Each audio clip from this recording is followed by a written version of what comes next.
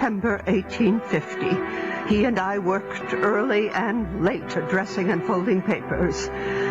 Folding the large sheets damaged my shoulder, causing me pain for years.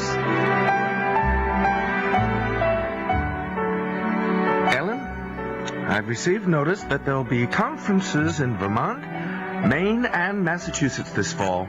I think... Here we go. It's time to go temple building from the inside out. Many of us know that physical and mental health play a direct part in spiritual health, but we may not know how to bring it all together. Well, here's your host, Desiree Fletcher Carruthers, as we go temple building from the inside out. Hey everyone, happy Sunday and welcome to KPOG 102.9 Temple Building from the Inside Out. I am your host, Desiree Fletcher Carruthers, and thank you for joining me. It's been a couple weeks since I have been on the airways, but I am back and so excited to do so. As always, please be sure to visit us at kpog.org, where you can also listen live or download the KPOG app on your smartphone and carry us with you wherever you go. And there's a lot of really good programming on KPOG. So if you just happen to check me out on occasion on Facebook, do be sure to check out the rest of the site and the live programming and just different things. You know, they have sermons, Bible studies, they have other health programming, music, all of the above. So it's just a good resource if you're looking for a little something extra to refresh your soul, get your energy back in check, and just to have a really good day with some grounded information. It's all good. So speaking of things all good, man, I am loving this weather. If we could have fall up through December, I would be like so set. You know, we have... I think right now we're in the low 50s, but anyway, if we could even just have mid to low 60s, sun shining bright, I would take that all year round. I don't know about you. I know you folks that love the snow, and I'm good for snow. I'm good for the first snow, and then after that, I'm ready for spring. I'm just ready for winter to go away. So fall is definitely my season. So today, guys, I want to talk about healthy grocery shopping hacks. And I'm not even really sure that I have the right terminology here because, you know, generally hacks are something that are a shortcut. They make your life easier and they save you time. And I'm not so sure that what I'm going to share with you today is going to save you a lot of time in the beginning, because it's going to require some thought, some planning on your part. But at the end of the day, if there are one of two of these that you adopt, then I feel like you're going to be ahead of the game when it comes to grocery shopping. Because let's face it, not everybody enjoys it. It's just one of those things that we have to do because we like to eat, right? And if we don't grow everything that we eat, which I'm pretty sure none of us do, then we have to go purchase it somewhere. So either a farmer's market, grocery store, wherever, but we need to go grocery shopping. So I don't know if I want to call these maybe like some habit busters, like busting some maybe not so good grocery shopping habits and replacing it with something else, or I don't know. I mean, if you've got some ideas of a fancy phrase of what we're going to call that, we're going to be talking about today, I am open. Go ahead and post it. But I guess for the short term, we're going to call it a hack, even though it's not really a hack. Maybe we'll just call it food for thought. We'll just call it food for thought. And the first area that I want to dive into is the PLU. And yeah, you heard me, the PLU, which is PLU. It's the price lookup code that you generally see on fruits and veggies.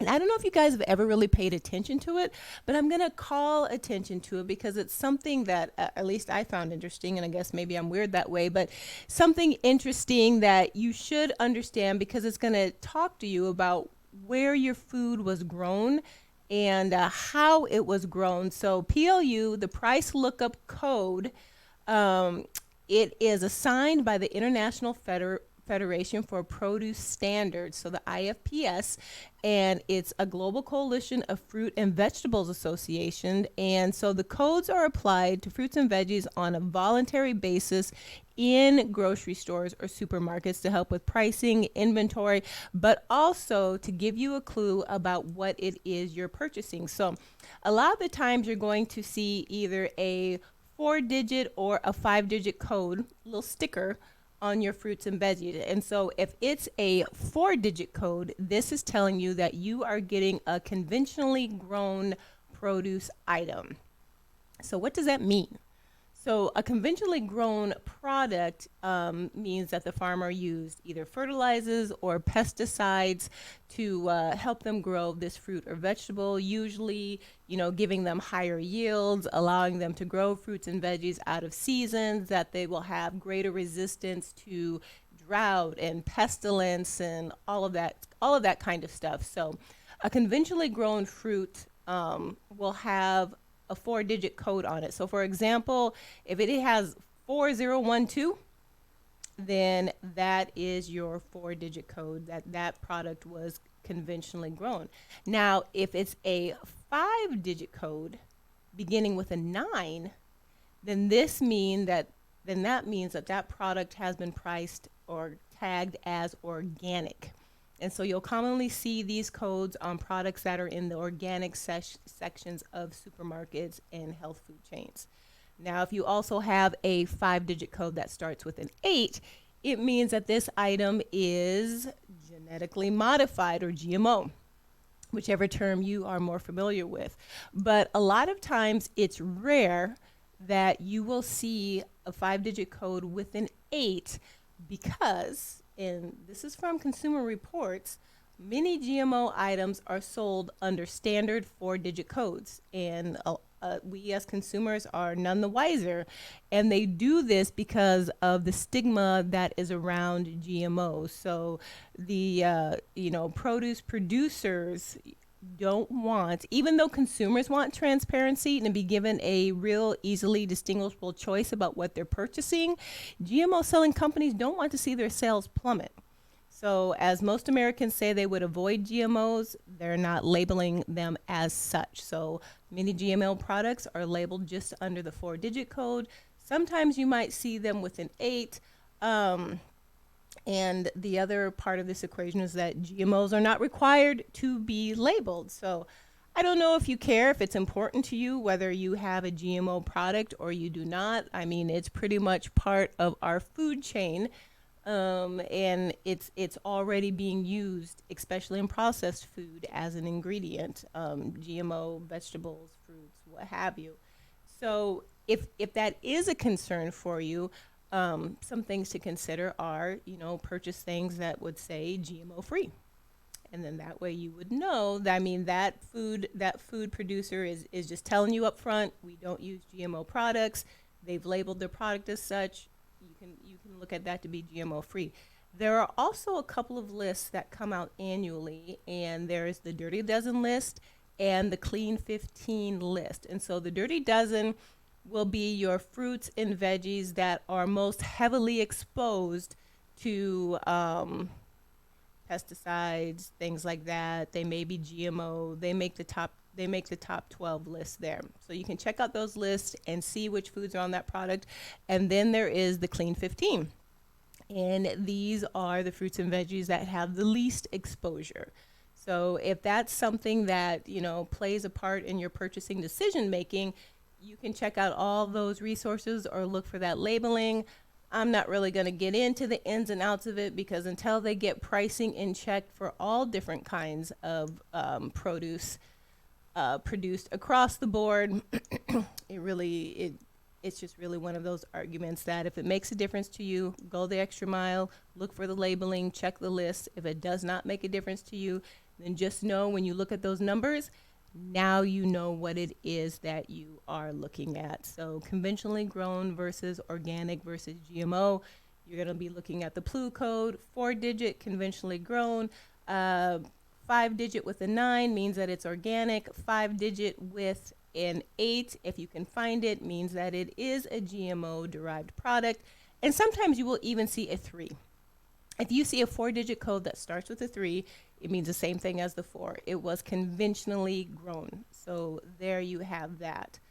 So that's the first thing that I wanted to share there. I don't know. I mean, I had never really paid that much attention to it. I thought it was all just a pricing code, and that's all those numbers meant, but I learned differently now, and so I wanted to share that with all of you. Your horizons have now been broadened from a grocery store produce perspective, and you are welcome. You are welcome. And I am going to, once I get the chance here, in the comments, I'm going to post a photo that just summarizes what I just shared with you guys, and then that way you'll have a visual to go along with what we were just talking about.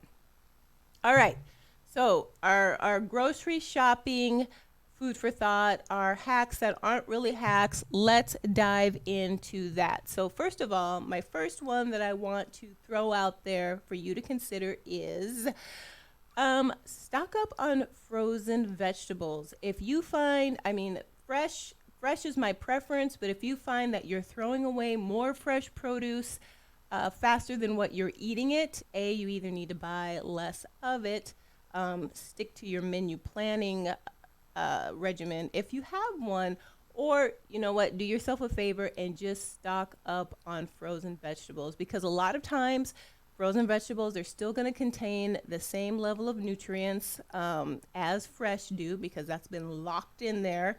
And then a lot of times frozen vegetables, I don't know why this is, but they can have comparable pricing, and sometimes they're even less expensive, even with the packaging, than sometimes fresh produce. So you're going to have produce that is not going to go bad on you, that is going to be comparable in pricing, and that you can stock up on, and you won't be in a position where you want to go fix something and you find that you just don't have it. So your green beans, your broccoli, even butternut squash, you know, you can keep these in your freezer up to about 8 months. I know sometimes they are in there longer, but, you know, try to avoid that.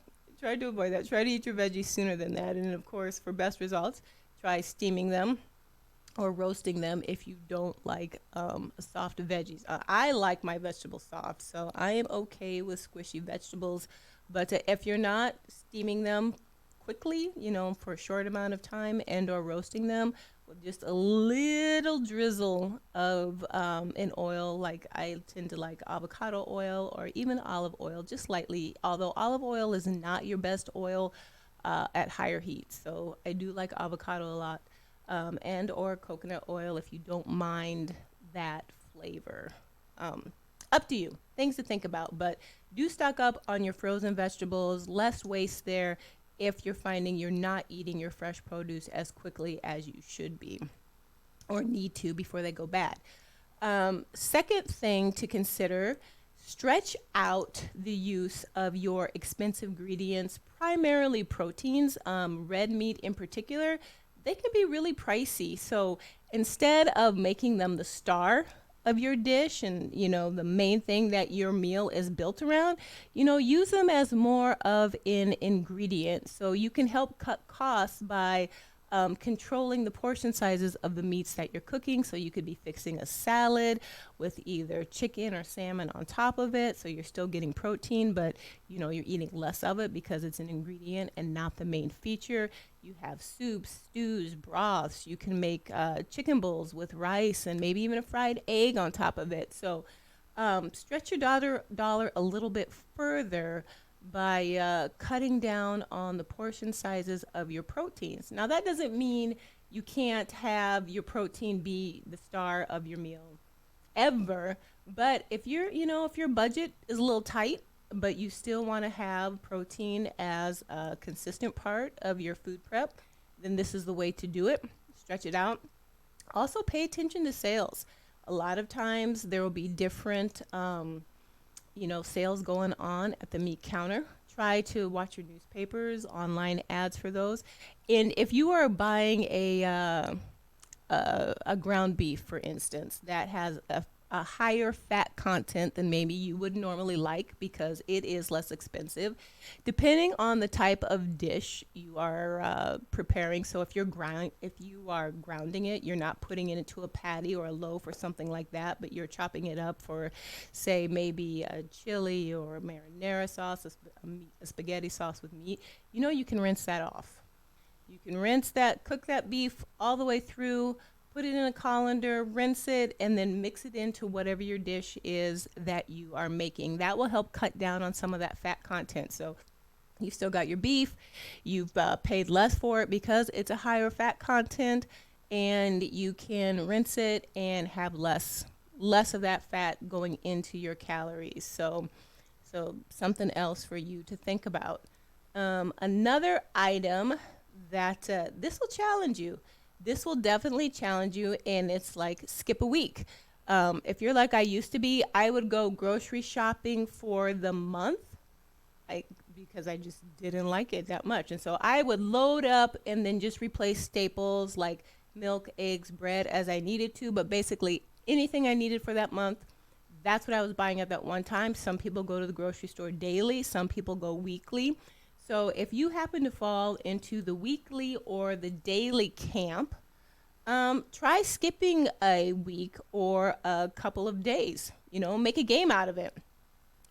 Get your staples when you need them, but challenge yourself. What can you make with the ingredients that you already have without going to the store to spend a lot more money? So again, when I said that some of these suggestions that I'm giving you are going to require some preparation or thought, this would definitely fall into that category. So, a lot of times we look at our cupboards and we've got stuff.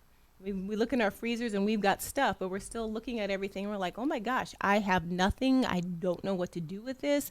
Nothing seems to jump out at me, that it's going to make a cohesive meal. So if that's you, challenge yourself to work around that and really use the ingredients and the foodstuffs that you already have without always running to the grocery store to get something that's either quick or your old standard. I mean, you already purchased these things, so make sure you use them before they go bad. So get creative.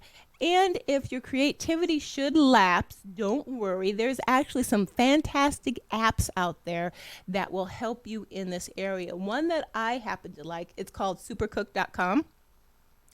And so if you go to supercook.com, it will have some, predetermined categories where you can go and choose what ingredients you have. So say, for instance, if you have a couple of chicken breasts in the freezer and a can of cream of celery soup, or cream of mushroom soup or something along those lines, you can click mushroom soup, you can click your chicken breast, and it will pull up recipes that you can make with those two ingredients and not much more.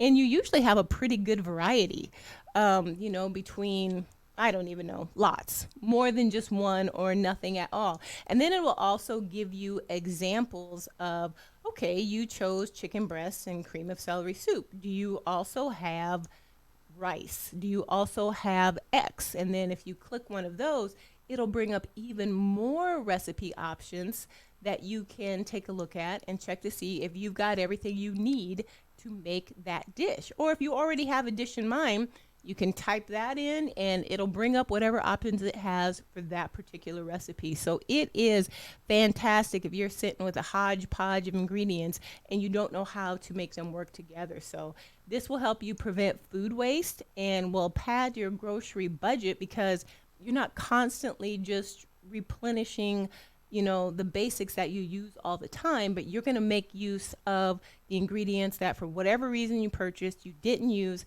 You're going to get your money's worth out of those. So you definitely want to take advantage of that and just not have, that can of canned peaches that's been sitting in your pantry for 6 months.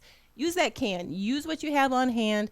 Save your money and, have fun doing it. That's the other thing. And so my next point is, know how much money you want to spend on food.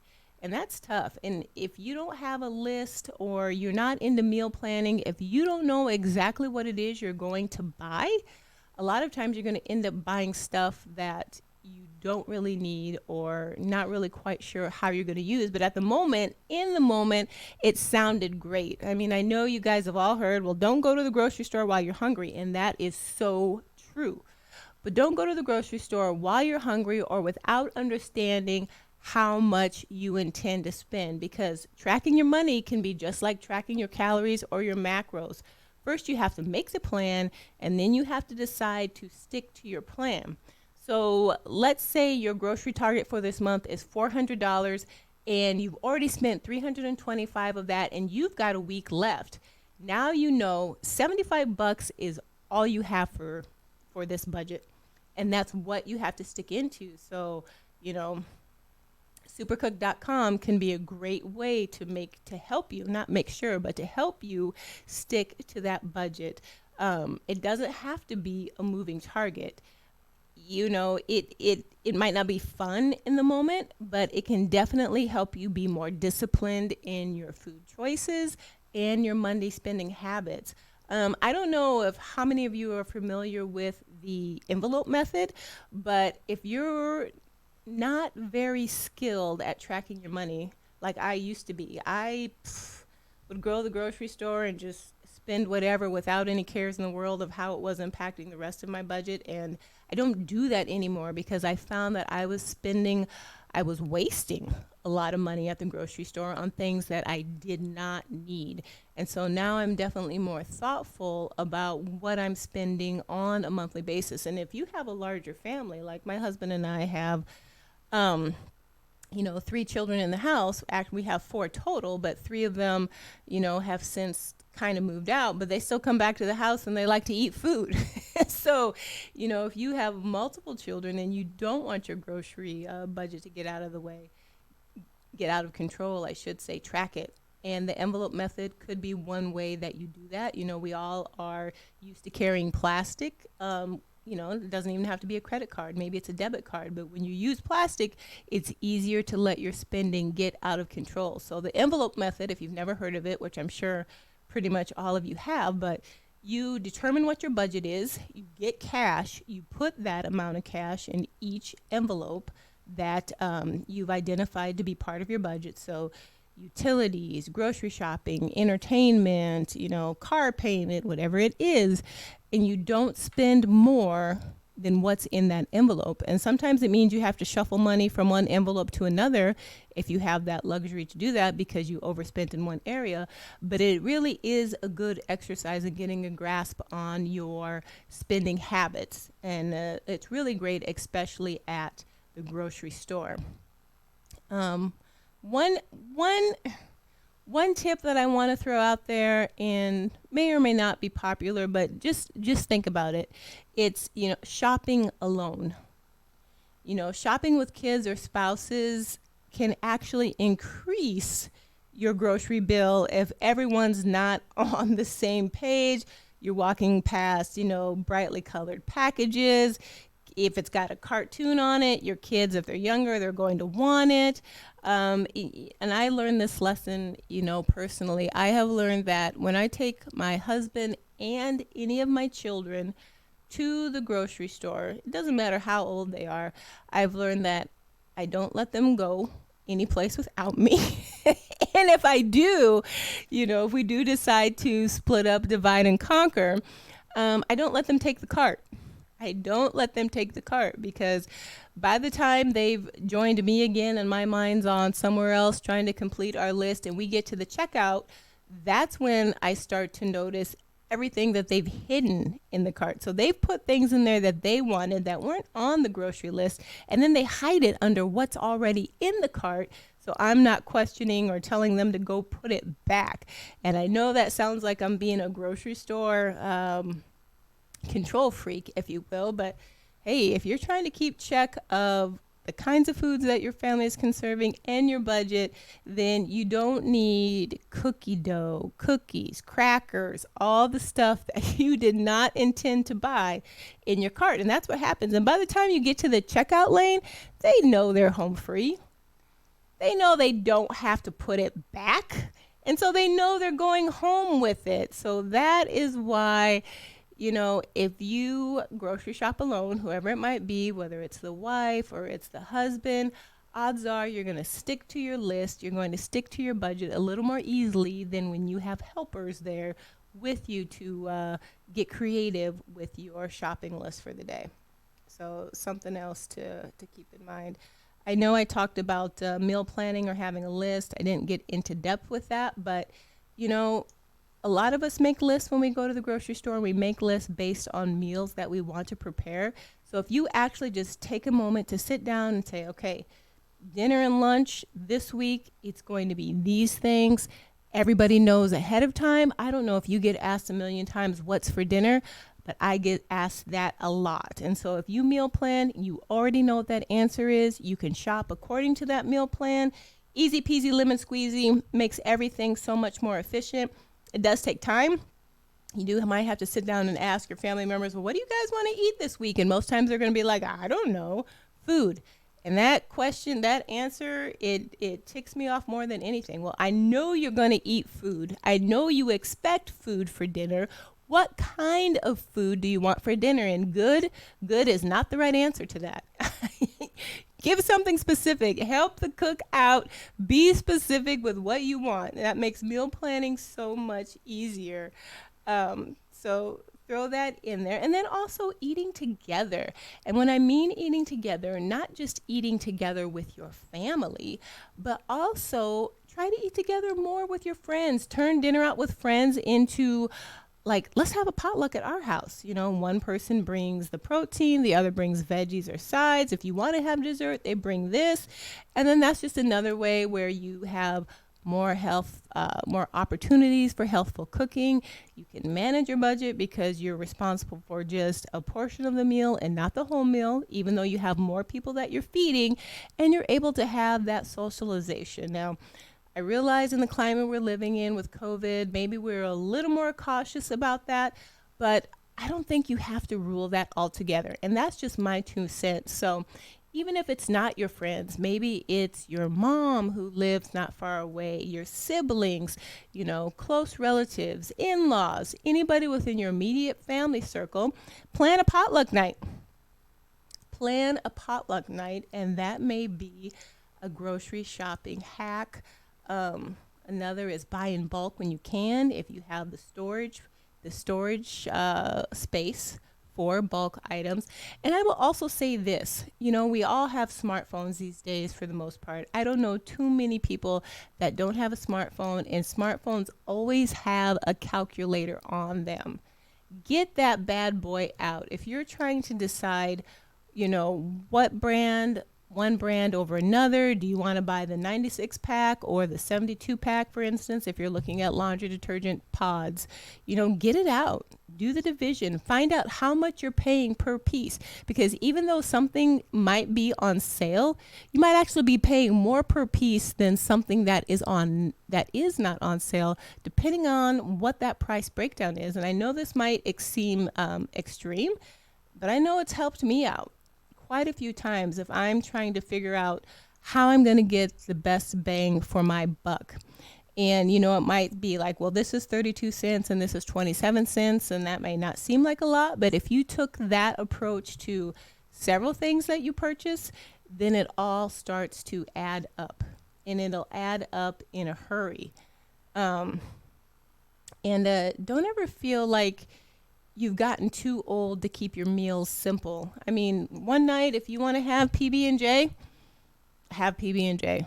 If you want to have breakfast for dinner, which tend to be less expensive foods at times, have breakfast for dinner. It doesn't always have to be a big chunk of meat and, you know, 2 or 3 sides. You can keep it simple. Maybe it's avocado toast on sprouted bread, you know. Maybe it's soup that you've used a lot of your frozen veggies for. Again, the meat is the ingredient and not the main thing. So just a lot of things here to keep in mind, and I've gone through this pretty quickly, but you all get it. You all get it. We all have to go grocery shopping, so these are just a few things to consider that make grocery shopping a little more feasible, a little more intentional. And I think that's the biggest thing that I hope you guys all take away from this, is that you're more intentional with what you're getting at the store, what you're putting in your bodies, and then how you're managing your budget throughout this entire process. And if you can start to become more disciplined in these areas, just think how many other aspects of your life will fall in suit, because you're becoming more intentional about the way that you are living your life. So even though we're talking about the grocery store here, which pertains to the food and pertains to nutrition and all that, which is what Temple Building is more so about, you know, you can apply a lot of these principles to everyday living. Being more intentional with your health and just your life practices in general are going to produce dividends in the long run across the board, and just living a more intentional life. So there we have it, folks. Hopefully some of these tips will be meaningful to you. Probably not the sexiest topic we could ever talk about, but still very important because you do it all the time. So why not even do grocery shopping to the best of your ability? You know, what is it that they say? Do all things like you were doing them for God himself. Think about that. Think about that. And until next week, just remember, your body is a temple. So let's build it.